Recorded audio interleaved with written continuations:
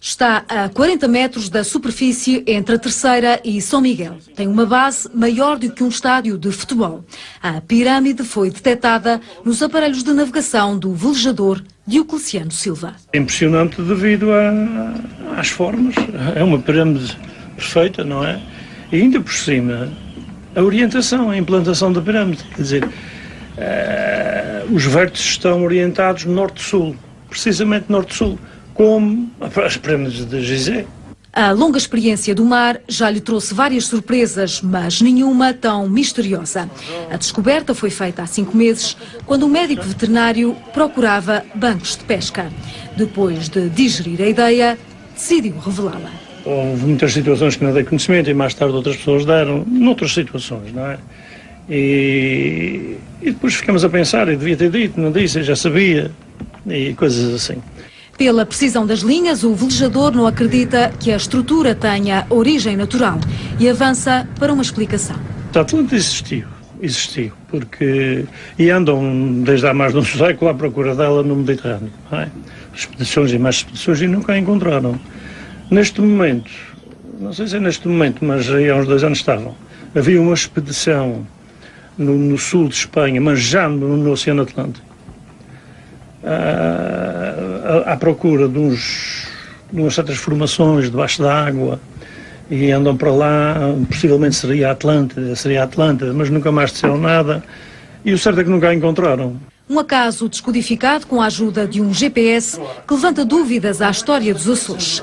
O velejador, que já entregou as coordenadas à tutela da cultura, espera agora ver o mistério desvendado. This connection might have languished had it not been for Raymond Brown, a San Diego physician and adventurer. He believes he has found conclusive links between a Caribbean civilization and those of Egypt and Central America. Dr. Brown's story begins uneventfully on an expedition out of Miami in 1970. Here, recreated, Dr. Brown was headed for an area between Andros Island and the Berry Islands, approximately 100 miles from Bimini. His intention was not to prove or disprove stories about Atlantis, but rather to search for sunken treasure.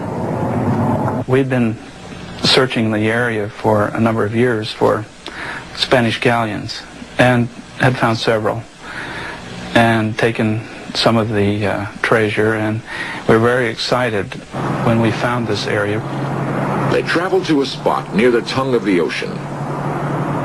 There, the bottom drops to 14,000 feet.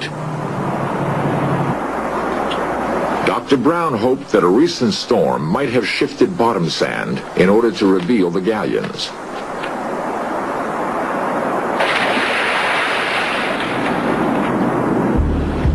The water was very murky, and we didn't get to see all that we would like to have seen, but after the storm moved the sand for us that we'd been digging on for several years unsuccessfully, we found ruins and buildings everywhere.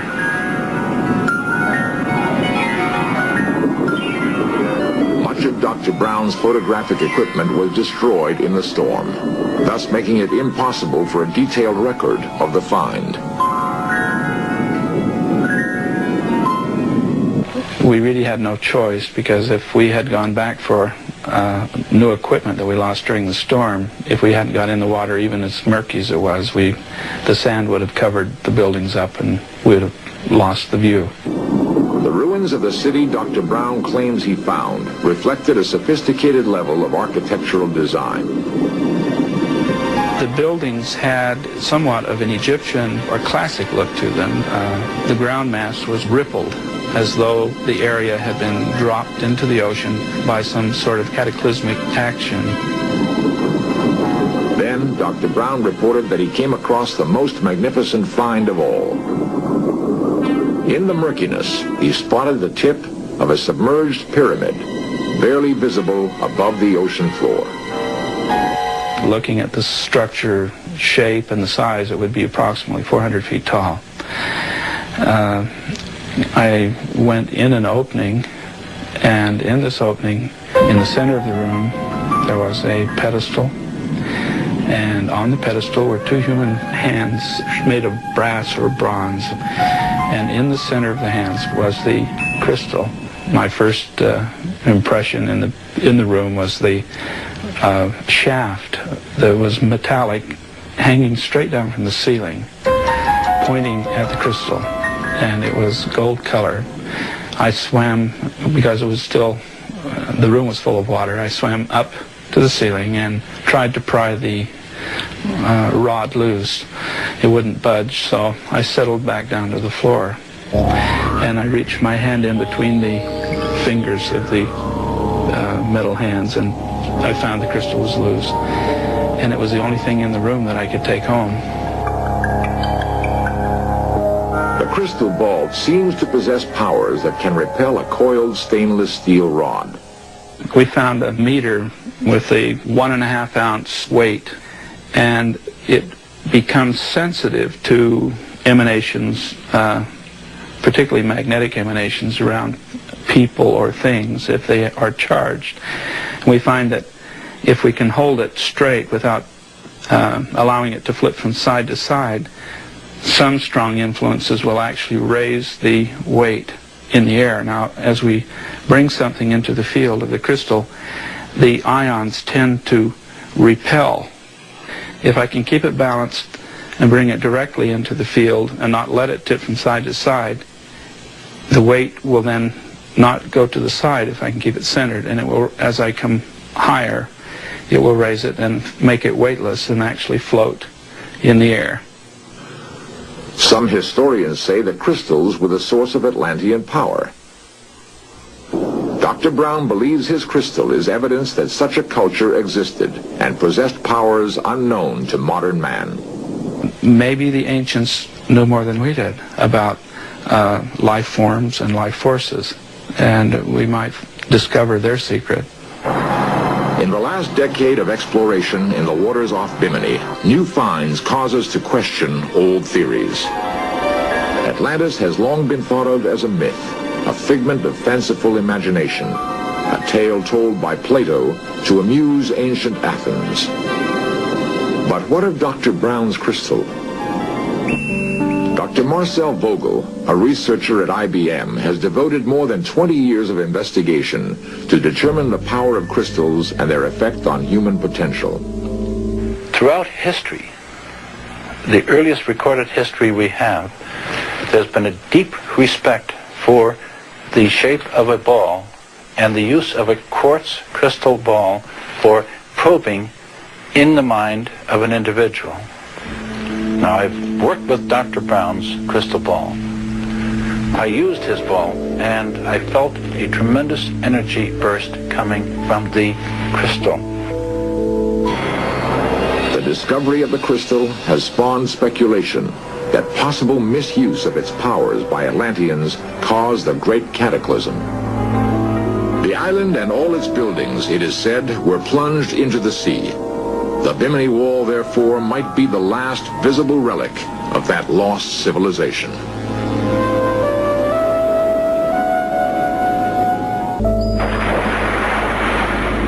Divers have always searched for hidden treasures of the sea. In the waters off Bimini may lie the clues that not only unlock the mystery of Atlantis, but the secrets of the mind as well. For the present, however, we must content ourselves with the inconclusive bits of evidence so far uncovered. The origin of the Bimini Wall seems destined to remain an enigma until more knowledge about Atlantis is revealed.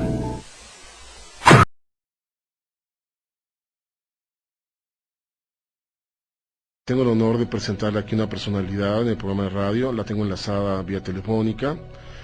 Es ni más ni menos que la doctora Paulina Zelinsky. Es la doctora a la que se le atribuye el hallazgo de esta ciudad submarina en la parte occidente de Cuba.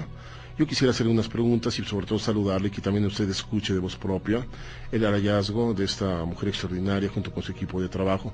Doctora, muy buenas noches, ¿cómo está usted? Muy buenas noches, ¿cómo está usted? Muy bien, anda usted por acá en Tabasco, tengo entendido. Sí, estoy trabajando. Coméntenos, doctora, ¿cómo está este hallazgo en la zona occidente de Cuba? Ustedes al estar buscando, rastreando yacimientos petroleros, tengo entendido que usted encontró allí estas esta pequeña zona, o no sé si sea tan pequeña, platíquenos de ella un poco. Sí, la zona que estamos hablando se encuentra entre Yucatán y Cuba. La parte de Cuba que es vecina a Yucatán se llama Pinal de Río. Y Pinal de Río y Yucatán tienen la misma formación geológica y la misma naturaleza. En su pasado fue una sola sierra. Correcto. Pero ahora está a cierta profundidad. Seguramente hubo alguna falla geológica en el área y se hundió. Hay muchas fallas geológicas. Esta es área de múltiples fallas geológicas que son, algunas son muy antiguas y otras son más recientes. ¿Existe la posibilidad, doctora, de algunos impactos meteóricos que se ubican en el centro del Atlántico y en el norte de Estados Unidos? No se trata de impactos meteorológicos. Diariamente, constantemente, nuestra placa tectónica está en movimiento y Cuba, por ejemplo, se aleja de México en forma constante, diariamente. Este fenómeno natural se explica por magnetismo físico de Tierra y otros planetas. Correcto. Entonces, movimiento de placa tectónica que produzca este movimiento con tiempo, no en un día, pero con tiempo, introduce unas presiones muy fuertes. Y si estas presiones encuentran alguna salida, entonces hacen ruptura geológica en el fondo del mar. Entiendo. Así como se hunden islas. Correcto. Pero doctora, si esto lentamente se va moviendo, las placas tectónicas, ¿de qué tiempo estamos hablando de este evento de hundimiento? No, es aproximadamente entre 10 y 7.000 años. Entiendo, se vuelve entonces una zona muy importante de estudiar. Sí, es una zona muy importante, pero ya conocemos que esta zona de continente de Norteamérica, que hoy llamamos México, esta zona tiene historia antigua de 10.000 años. Así es. De asentamientos humanos. Doctora, ¿esta Ciudad Unida está dentro de la zona territorial marina de Cuba? Sí, lo que nosotros habían filmado fue zona territorial marina de Cuba. Correcto. No, nosotros nunca estuvimos filmando a fondo de parte de México. Porque no tuvimos permiso de trabajar en México. Pues vamos a trabajar para que lo tenga, doctora, no se preocupe usted. Pero déjeme decirle que yo al saber de su descubrimiento hice un anuncio nacional sobre este hallazgo y he pedido apoyo a toda la población para que nos dé su firma de apoyo para ir a la ONU junto con algunos organismos diplomáticos para que se declare este lugar patrimonio de la humanidad y tratar de mover los recursos y los grupos adecuados para que usted pueda continuar y financiar y de una manera financiada su proyecto de investigación, porque consideramos que es muy importante, doctora. Obviamente es muy importante porque es una evidencia que cultura en el continente mexicano, porque entonces esto fue el continente mexicano. Así es. Tiene más antigüedad que se conoce de hoy. Y también es muy importante porque es necesario preservar, ¿no? Por supuesto. Monumento histórico, porque es monumento histórico. Por supuesto. Es el mismo tipo de construcción que se puede encontrar en Yucatán. Sí, entiendo que la ciudad de Civilchaltún, que es una de las ciudades mayas en la península de Yucatán. Correcto. Ya que esta ciudad que usted fotografió, que sus equipos fotografiaron, tiene una avenida ancha como un Sacbé, que es muy parecido a lo que es Civilchaltún. Sí, correcto. Casi mayor parte de estructuras tiene grande semejanza con muchas no solamente Chimichaltún, pero con muchas otros monumentos históricos en Yucatán. Qué magnífico. Bueno, usted, ¿cuánto tiempo estuvo fotografiando, observando esta zona arqueológica en el fondo del mar, doctora? Más o menos 2 años. 2 años.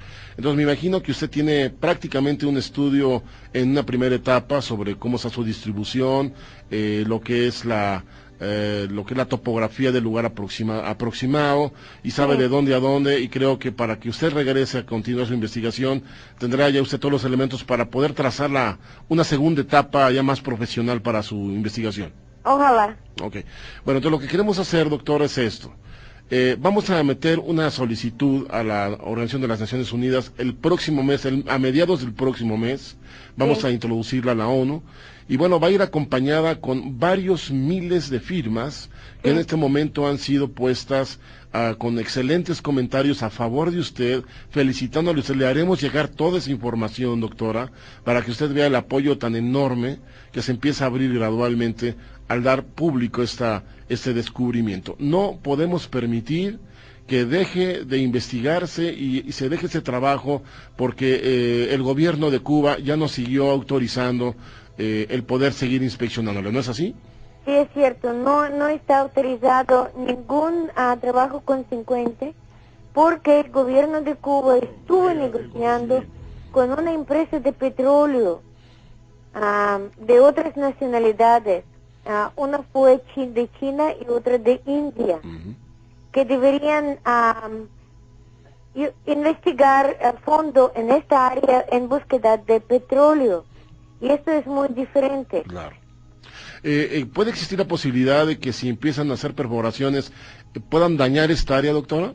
Absolutamente. Usted sabe que hacen perforaciones. Así es. Dañan a área local, y si perforación será hecha precisamente en cercanía a monumento histórico en fondo del mar, ya no vamos a tener este monumento histórico. Doctora, va a colapsar. Pues sí, yo lo comprendo, y evidentemente sería un daño irreparable, irreversible. Sí, colapsa. Y podríamos perder información valiosa de nuestro pasado. Sí, vamos a perder información que en un pasado Yucatán y Cuba fueron unidos. Así es. Doctora, también, mientras usted observaba estas estructuras, ¿qué le llamó la atención, doctora, de todo lo que usted observó ahí en el fondo, y que, bueno, hay muy poca información visual, solamente la que se ha proporcionado últimamente a través de mi página, pero platíquenos, ¿qué es lo que a usted más le llamó la atención? Me llamó la atención que todas piedras de estructuras estaban colocadas en una manera muy exacta. Y estaban pulidas también con una precisión, obviamente con herramientas. Claro.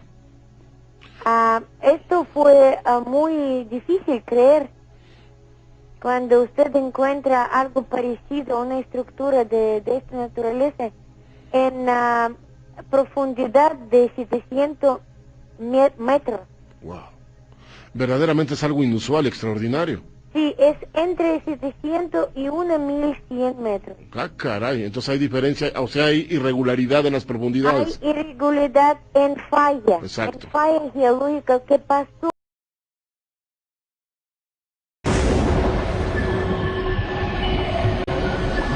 En 1987, en aguas cercanas, un guía de buceo turístico, Kihachiro Arakate, hizo un impactante descubrimiento. Un grupo de formaciones rocosas gigantesco, escondido a 18 metros bajo la superficie del océano. Los expertos lo catalogan como uno de los más grandes descubrimientos en la historia de la arqueología submarina. Lo más intrigante del conjunto de rocas de Yonaguni. También, científicos canadienses descubrieron bajo el mar de Cuba varias pirámides o formas de zigurat. El descubrimiento fue cerca de Cuba. Está a 700 metros de profundidad y confirmaron la existencia de esta ciudad a través del uso de un robot sumergible. Los restos de lo que parece ser una ciudad sumergida, una construcción que fue descubierta por un grupo de científicos canadienses, Paul Weinzweig y Pauline Zalitsky, confirmaron la existencia de estas sorprendentes ruinas a través del uso de un robot sumergible. En la ciudad se logró ver, al menos, 4 pirámides gigantes, una de ellas de cristal, además de otras estructuras. También localizaron magníficas esfinges y un idioma escrito grabado en las piedras, que tienen varios cientos de toneladas. Zalitsky afirma que la ciudad pertenece a un período preclásico de la historia de América Central, poblado por una civilización avanzada, similar a la cultura teotihuacán. Pero no creemos que la naturaleza sea capaz de producir arquitecturas simétricamente planeadas, a no ser que sea un milagro, dijo Zalitsky. Se aprecian claramente diseños arquitectónicos hechos por el hombre. Es como cuando sobrevolas un proyecto urbano en avión y ves las autopistas, túneles y edificios, contó la investigadora. También se han hallado en la Antártida 3 pirámides de la época antediluviana. Descubren pirámides en la Antártida. Uno de los hallazgos más sorprendentes de los últimos años serían estas 3 esfinges similares a las que se encuentran en Egipto y México. Lo sorprendente es que están cubiertas por toneladas de hielo. Hoy salen a la luz. ¿Qué enigma se escribe con estas pirámides en la Antártida? Descubrimiento arqueológico que tiene revolucionado al mundo de la ciencia por la cantidad de material histórico que guardarían estas pirámides en medio de glaciares, fenómeno que se relacionó directamente con el hallazgo de polen de árboles de palma y bacterias de lagos campestres, teorías que se suman a que el continente blanco antes las temperaturas bordeaban los 21 grados.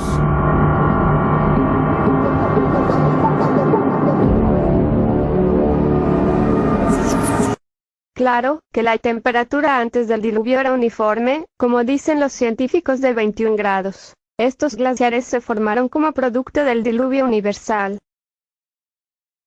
En conclusión, estos 3 hallazgos de las pirámides de Yonaguni en Japón de Cuba y la Antártida son pruebas que existieron estos tipos de construcciones antes del diluvio.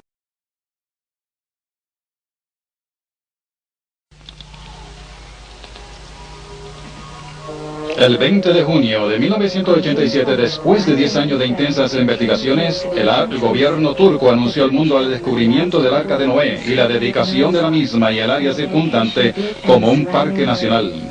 En el año 1977, Ron Wyatt hizo su primer viaje a estas áreas.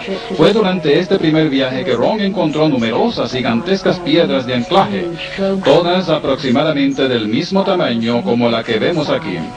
Todas estaban en directo alineamiento con la figura de barco, evidenciando que habían sido sueltas en el sitio donde finalmente el barco reposaría. Y por primera vez la madera de la cubierta y las costillas fueron visiblemente expuestas en los lados. Una grieta grande también se formó a lo largo y le fue posible medir la profundidad y tomar muestras para análisis. El análisis demostró un alto contenido de carbono orgánico consistente de madera antigua. Más tarde, una inspección mediante detector de metales y radar de interfase de la superficie reveló una increíble estructura de hechura humana encapsulada dentro de la formación. Quillas y sobrequillas, espacios, puentes y aún divisiones entre los cajones se hicieron visibles a través de estos aparatos científicos. Esta es la descendencia de Noé después del diluvio. Noé engendró a Cam. Cam engendró a Cus. Cus engendró a Nimrod.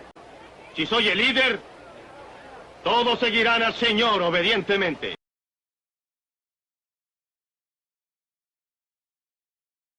Dinos, Amatar, ¿qué harías acerca de la torre de Sinar?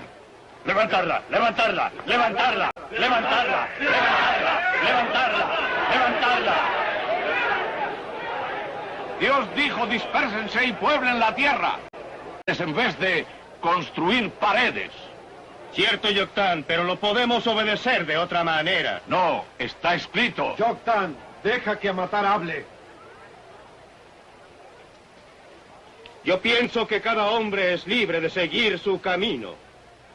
Por mí, construiría la torre hacia las mismas rejas del cielo y ahí ser uno con Dios. ¡Levántala! ¡Levántala! Yo no deseo tener el liderato, por lo tanto, se lo concedo al gran cazador. Leamos la Biblia, ¿qué referencia hace de Nimrod? Vamos a ver que él fue fundador de las ciudades de Babel y Nínive, que fue la capital del reino asiria. Lamentablemente, Nimrod quiso formar una sola supernación mundial como sede o capital en la llanura de Sinar, actual país de Irak, aprovechando que existía un solo idioma. De tal manera, que Dios tuvo que intervenir, para cumplir su propósito de poblar todo el planeta con diferentes naciones y diferentes idiomas, y así la maldad no aumentase rápido. Así que, la primera gran pirámide o zigurat, después del diluvio, fue la Torre de Babel. Ahora, vamos a ver diversos modelos de zigurat, que probablemente, así fue la Torre de Babel llamado Etemenanki. El punto de interés religioso de Babilonia era el zigurat llamado Etemenanki, la casa fundamento del cielo y de la tierra. Hoy solo subsisten algunos ladrillos de sus cimientos y una ancha fosa cuadrangular en donde crecen las cañas. Gracias a una tablilla podemos conocer las medidas reales de la majestuosa edificación, 91 metros en cada uno de sus 4 lados de base y 91 metros de altura. La inmensa mole se alzaba sobre un gigantesco terraplén, en forma rectangular, de 456 por 412 metros, cerrado por una muralla con 12 puertas. Se ignora el número exacto de plantas que tuvo y la disposición de las escaleras, pero los diferentes especialistas han realizado diversas reconstrucciones ideales. Koldewey considera que solo tendría 3 alturas, mientras que Busing eleva a 7 el número de plantas. Según Anker, también eran 7 las plantas, pero la base sería más monumental, con una empinada escalera que da acceso directo a la 3ª planta. André sugiere 6 alturas con una escalera directa de acceso al templete final. Para Martini, la escalera solo accedía a la 2ª planta de las 5 existentes. Bombard considera la existencia de 2 amplios cubos a los que se accede por la monumental escalera, situando 4 pisos por encima, rematados por el templete. Según Maubert, la gran escalera de acceso llegaba directamente al templete que, según los textos, Nabucodonosor II hizo centellear con ladrillos esmaltados de azul claro. Parrot sigue un esquema similar a Bombard, llevando la escalera hasta la 2ª planta, opinión no compartida por von Soden, que lleva la escalera hasta la 5ª y última planta. Wiseman recupera la opinión general de 6 plantas rematadas por el templete, sugiriendo 2 tramos de escalera.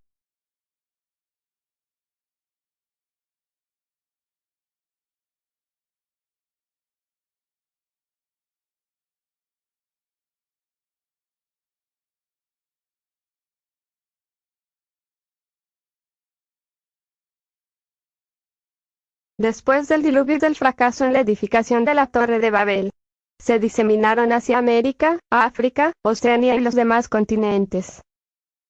La población de América. Los primeros seres humanos en llegar al continente americano provinieron de Asia, entre Siberia y Alaska. Hay un paso marítimo que se conoce como el Estrecho de Bering y mide actualmente un poco más de 80 kilómetros. Por el estrecho de Bering vinieron los descendientes de Noé, y continuaron así, con las edificaciones de pirámides y zigurat, como a continuación se demostrará. La zona arqueológica de Tikal, la mayor ciudad de la región del Petén, es uno de los mejores ejemplos del periodo clásico de la cultura maya. Esto es, aproximadamente, entre el año 200 y el 900 después de Cristo. La ciudad, que ocupa 16 kilómetros cuadrados, alberga más de 3.000 construcciones entre templos, palacios, altares, juegos de pelota, terrazas, etc. El núcleo de la zona central gira en torno a la gran plaza de planta rectangular, limitada al este y al oeste por los templos primero y segundo. En sus lados más anchos se encuentran la Acrópolis Norte y la Acrópolis Central. En el extremo meridional del conjunto se encuentra la Acrópolis Sur y el Templo Quinto. Más al oeste se halla el Templo Tercero y al final de la calzada de Tofser el Templo Cuarto. Quizás una de las estructuras más representativas sea el conocido Templo I o Templo del Jaguar, edificada hacia el año 700, Con una altura de 44 metros, su base piramidal la constituyen 9 plataformas superpuestas y muy empinadas, que otorgan a la construcción una acentuada sensación de esbeltez y verticalidad. Una larga escalinata de un solo tramo permite llegar a la cima, donde se sitúa un templo formado por 3 cámaras sucesivas y accesible a través de una única puerta. La Acrópolis Norte es extremadamente compleja, tanto por el gran número de edificaciones que alberga como por la cantidad de estructuras. As grandes pirâmides do Brasil.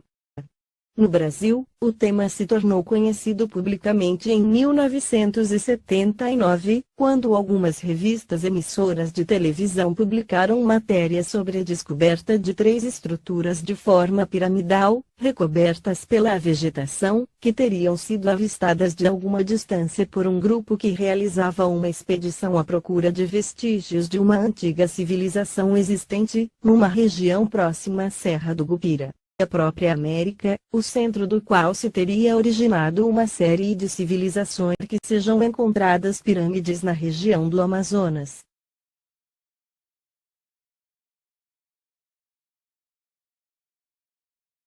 Este vídeo pues va a tratar sobre las pirámides chinas. Muchos no lo sabréis, pero en China hay pirámides y no es que haya pocas, hay cientos y cientos pirámides hechas de arcilla y tierra, que están pues toneladas y toneladas de ellas compactas entre sí, ¿vale? Toneladas de arcilla y tierra compactas. Solo se pueden ver desde el aire porque es imposible visitarlas, ya que las autoridades chinas las ocultan y plantan árboles por encima, como podemos ver en las fotos. Y bueno, solo han dejado uno de los pocos a los que el gobierno chino le ha dado permiso a fotografiarlas y a grabar vídeos, es a Hartwig Ostdorff. Y bueno, la mayoría de estas imágenes las ha sacado él. Y bueno, respecto a las medidas, pues hay algunas que tienen 150 metros por cada lado, ¿no? Porque las pirámides, como podemos observar, son cuadradas. Hubo una globalización mundial en todos los continentes, con edificaciones piramidales, sin existir la facilidad de la comunicación, con diferentes lenguas y continentes. Así como Nimrod fue fundador de la antigua Babel o Babilonia, así también, el emperador Constantino fue el fundador de la Iglesia Católica Romana, que Apocalipsis 17 lo llama la Gran Babilonia, bajo la tutela del Papa. Observe el obelisco piramidal en el Vaticano detrás de su representante, el Papa. De igual manera que se ve alfarerías del obelisco, así también sucede cuando el Papa mira el obelisco piramidal, cuando saluda a la gente en la Plaza San Pedro.